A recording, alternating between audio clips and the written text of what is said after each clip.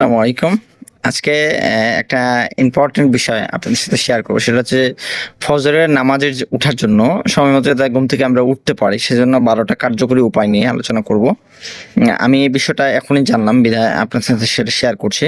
ফজরের নামাজ ফজর নামাজ একজন মুমিনের দিনের সূচনার শ্রেষ্ঠ মাধ্যম। তবে অনেক সময় প্রবল ইচ্ছে থাকা সত্ত্বেও অলসতা বা সঠিক পরিকল্পনার অভাবে আমরা ফজরের সলাতে ঠিকমতো উঠতে ব্যর্থ হই। অথচ রাসূল সাল্লাল্লাহু আলাইহি ওয়াসাল্লাম বলেছেন, মানুষ যদি এশা ও ফজর নামাজের সওয়াব সম্পর্কে জানতো, সওয়াব কতটুকু সেটা তারা জানতে পারত, তবে তারা হামাগুড়ি দিয়ে হলেও মসজিদে আসতো। দৈনন্দিন জীবনে কিছু শৃঙ্খলা বজায় রাখলে ফজরের সময় জাগ্রত হওয়া অনেকটা সহজ হয়ে যায়। যেটা প্রথমে আমি আমার উপর প্রয়োগ করবো ইনশাল্লাহ, তারপর আপনারা চেষ্টা করবেন। ফজরে ওঠার পরটি কার্যকরী উপায়ের মধ্যে একটা হচ্ছে যে সর্বপ্রথম হচ্ছে নিয়াত এবং দোয়া করতে হবে। ফজরে ওঠার মূল চাবিকাঠি হচ্ছে আপনার আন্তরিক নিয়াত বা ইচ্ছা। ঘুমানোর আগে দৃঢ় সংকল্প গ্রহণ করুন, নিজে নিজে খুব স্ট্রং সংকল্প যে আল্লাহর কাছে সাহায্য চেয়ে দোয়া করতে হবে যেন তিনি আমাকে সঠিক সময় জাগিয়ে দেন। ইমানের হ্রাস বৃদ্ধির কারণে আমাদের অনুপ্রেরণা কম বেশি হতে পারে, তাই প্রতিদিন নিয়ত নবায়ন করা জরুরি। প্রতিদিন নিয়তটা স্ট্রং করতে হবে, প্রতিদিন নিয়ত করতে হবে যে আল্লাহ আমি যাতে ফজরের সময় উঠতে পারি, কারণ আমাদের ইমান তো বাড়ে কমে। দ্বিতীয়ত হচ্ছে সময় মতো ঘুমানো। রাত ১০টা বা ১১টার মধ্যে ঘুমানোর অভ্যাস করতে হবে। বর্তমান যুগ এমন হয়ে গেছে যে অনেকে ১০টা ১১টা বাড়ার আগে তারা বাসায় যেতেই পারে না। কিন্তু যদি আমি একজন মুসলিম হয়ে আমরা যদি ফজরে উঠতে চাই, আমাদেরকে অবশ্যই ১০টা ১১টার মধ্যেই আমরা ঘুমাতে হবে ইনশাআল্লাহ। এটা আমিও চেষ্টা করব। একজন প্রাপ্তবয়স্ক মানুষের জন্য ৭ থেকে ৮ ঘন্টা কিংবা ৯ ঘন্টা ঘুম খুব প্রয়োজন। তাড়াতাড়ি ঘুমালে শরীর সতেজ থাকে এবং ভোরে ওঠা সহজ হয়। রাত জেগে কাজ করার চেয়ে ভোরে কাজ করা অনেক বেশি ফলপ্রসূ এবং বরকতময়। যদি আপনি মোবাইল চাপতেই হয়, আপনি যদি মোবাইল চাপেন তাহলে রাত্রে না চেপে আপনি ফজরের পরে চাপবেন, তাহলে শরীরের জন্য ভালো। এছাড়া ফোন যদি চাপতেন আর কি। অ্যালার্মের সঠিক ব্যবহার।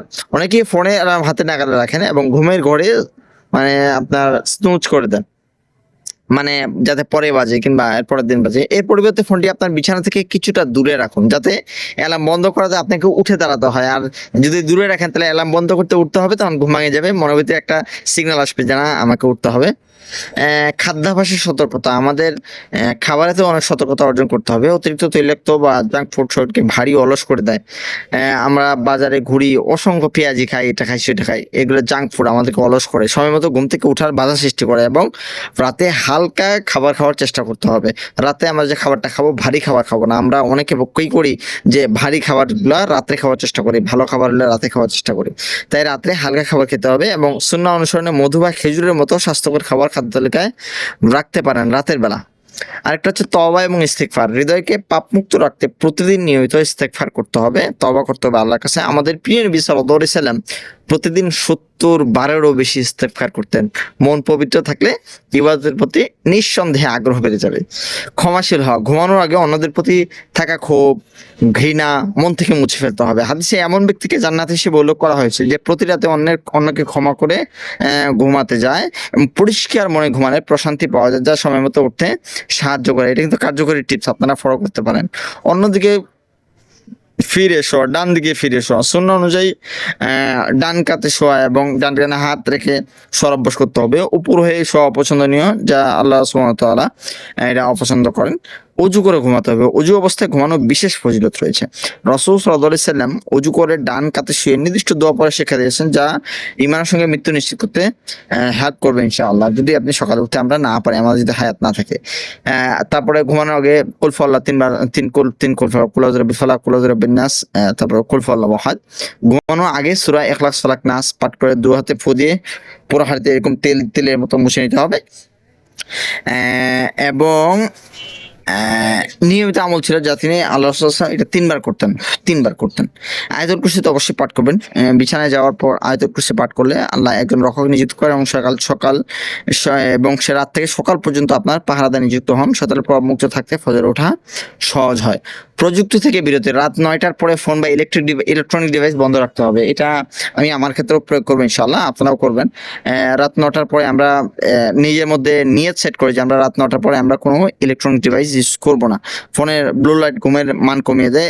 এর বদলে বই পড়া বা ডায়েরি লেখা সৃজনশীল কাজ আপনারা করতে পারেন। বই পড়ার রাত 9টার পরে যদি আপনি জেগে থাকতেই হয় তাহলে ফোন চাপবেন না, আমরা বই পড়তে পারি, ডায়েরি লিখতে পারি। ঘুম থেকে ওঠার পর করণীয় হচ্ছে জাগ্রত হওয়ার সাথে সাথে 3টি কাজ করতে হবে। একটা হচ্ছে আল্লাহ প্রশংসা, আলহামদুলিল্লাহিল্লাযী আহইয়ানা বা'দা মা আমাতানা ওয়া ইলাইহিন নুশুর, এই দোয়াটা পড়তে হবে। তারপর ওযু করবেন, তারপর সালাত পড়বেন, নামাজ পড়বেন। হাদিস অনুযায়ী এই 3টি কাজ শয়তানের 3টি গিট খুলে দেয়, যা মানুষ সতেজ এবং প্রাণবন্ত হয়ে ওঠে। আপনি একদম মানে একদম রিফ্রেশ হয়ে উঠবেন এই কাজগুলো করলে। আপনি নিজে উঠার পাশাপাশি অন্যদেরকেও ফজরের জন্য জাগিয়ে দিতে পারবেন এবং জাগিয়ে দিন। অন্যের সাহায্য করলে আল্লাহ আপনার জন্য এই পথ সহজ করে দিবেন ইনশাআল্লাহ। এটা মানার চেষ্টা করবেন, আমিও মানার চেষ্টা করব। ধন্যবাদ সবাইকে। আসসালামু আলাইকুম ওয়া রাহমাতুল্লাহ।